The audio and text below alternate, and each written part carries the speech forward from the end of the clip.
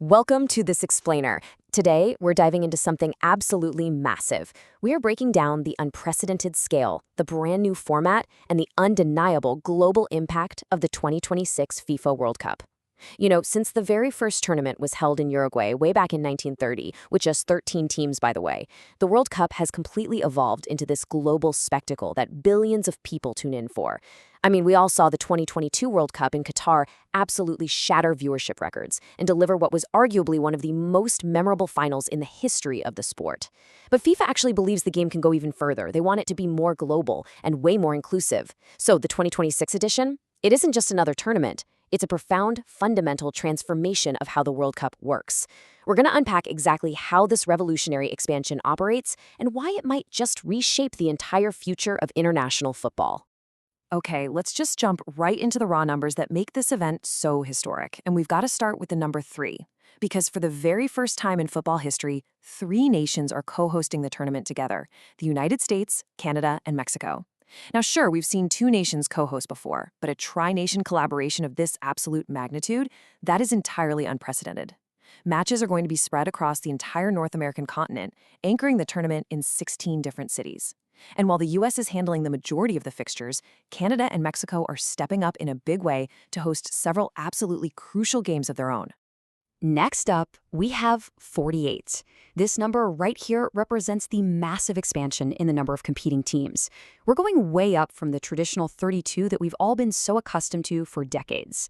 Historically, World Cup qualification has been heavily dominated by the traditional powerhouse footballing nations. We're talking Brazil, Germany, Argentina, France, Italy. And because the available spots were so strictly limited, emerging football countries frequently missed out, even when they were making massive strides in their own development. But by bumping the roster up to 48 teams, smaller footballing nations from Africa, Asia, and North America are finally getting a legitimate opportunity on the world stage that was pretty much unavailable to them before. And finally, 104. That is the staggering total number of matches that are going to be played. When you combine 3 massive host nations and 48 competing teams, the math basically dictates an enormous schedule. This staggering match count completely solidifies 2026 as the largest, most watched sporting event ever organized in human history. So, to really understand how a mega event of this size even works, we're going to follow this roadmap. First, we'll look at the biggest tournament ever. 2, explaining the new format. 3, venues and next-gen tech. 4, a stage for underdogs. And finally, 5, challenges and future legacy. Let's get into it. Starting with Section 1, the biggest tournament ever. 3 nations, massive infrastructure. What makes this triad of host nations so powerful is how it actively leverages what's already built. Unlike some previous host nations that literally had to construct massive stadiums completely from scratch, North America comes entirely prepared. We're talking existing world-class stadiums, cutting-edge airports, incredibly robust transportation systems, and hotel facilities expansive enough to actually accommodate massive global crowds. But honestly, beyond the concrete and the steel, it's really about the cultural blend. Fans are going to experience deep Mexican football passion, warm Canadian hospitality, and that classic high-energy American SportsCenter excitement, all wrapped into one single tournament. And economically, this triad is fully expected to draw millions of international visitors and generate billions, with a B, in tourism revenue. Now that we have a grasp on the geographic and cultural scale, let's move to Section 2, explaining the new format. More teams, more matches. This dramatic expansion completely rewires the DNA of the tournament. We are officially shifting from the traditional 32-team, 64-match structure that we all know and love, straight into a grueling 48-team, 104-match marathon. This drastic increase means a whole lot more football for the fans to enjoy, and obviously a much larger spectacle for broadcasters and sponsors. But for the players on the pitch, it completely changes how a team has to fight their way to the final. So the crucial thing to understand here is how this new progression actually works in practice. Those 48 teams, they'll be divided up into 12 groups, with 4 teams sitting in each group. Every single team is going to play 3 group stage matches. Now, to qualify for the knockout stage, the top 2 teams from each of those 12 groups will automatically advance. Simple enough, right? But here is the major twist. They are going to be joined by the 8 best third-place finishers. This creates a massive pool of 32 advancing teams, which feeds directly into an entirely unprecedented, incredibly high-stakes round of 32. Unlike previous World Cups that kicked off the knockout phase with the round of 16, whoever manages to be crowned champion in 2026 will have to survive a longer, much more physically demanding journey than literally any team in the history of the sport. With the actual mechanics covered, let's head into Section 3, Venues and Next-Gen Tech, Historic Pitches and Digital Innovation.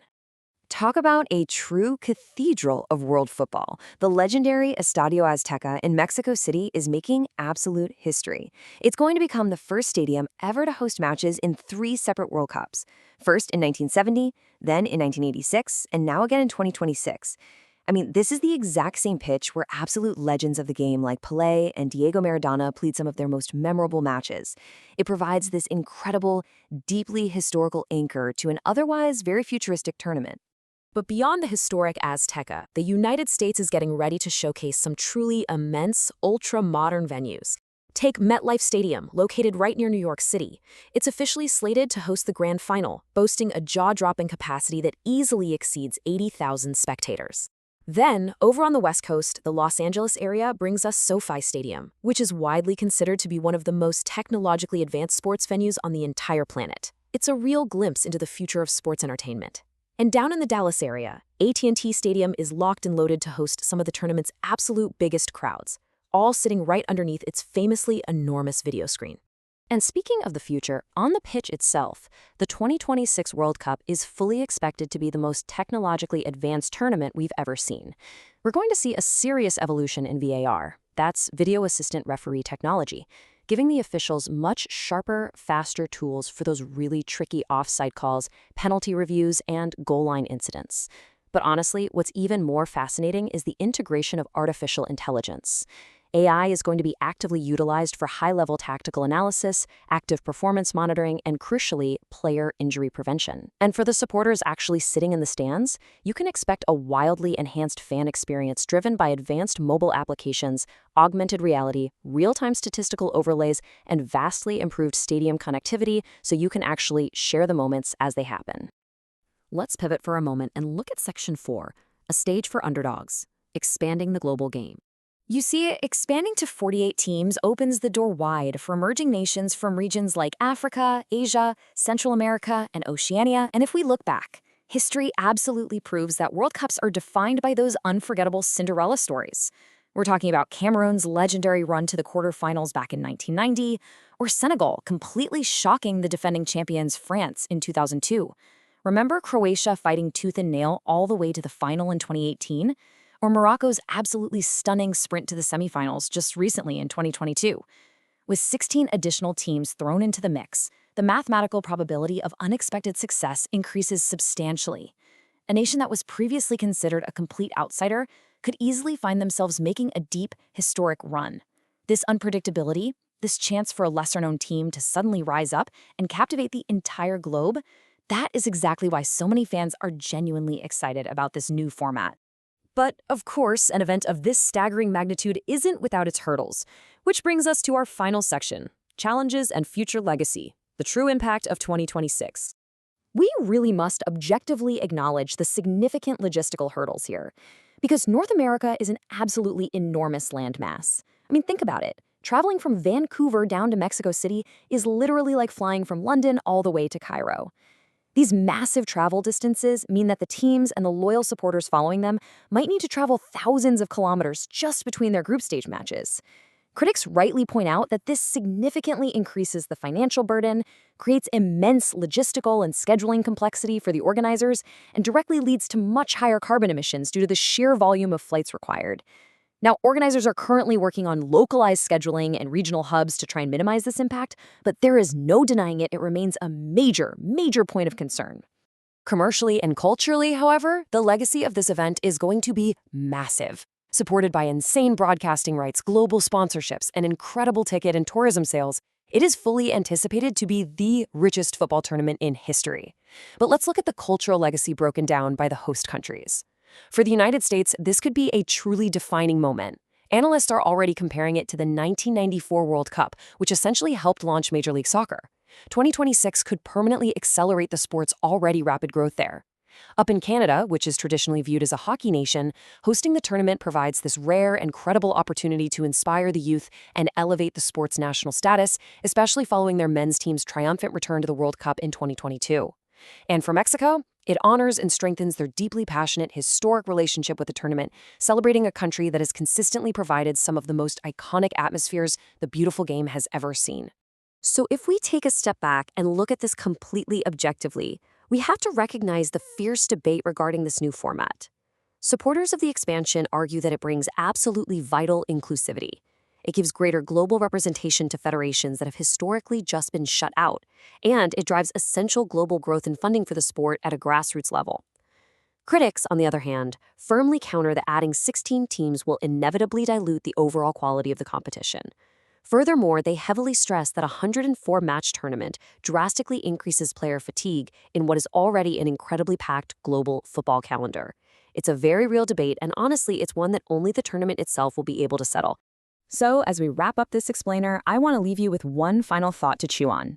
Will this massive 48-team gamble ultimately succeed and forever redefine the beautiful game? With unprecedented global participation, highly advanced stadium technology, and 3 beautifully distinct host cultures coming together, a new era for the sport is undoubtedly beginning. Whether it delivers legendary upsets, unforgettable goals, or the rise of a brand new footballing superpower, the 2026 World Cup promises to be a remarkably historic chapter. What do you think? Will the sheer size of the expansion dilute the magic, or will it create the absolute greatest sporting spectacle humanity has ever seen? Thank you so much for joining me today, and keep your eyes on the pitch.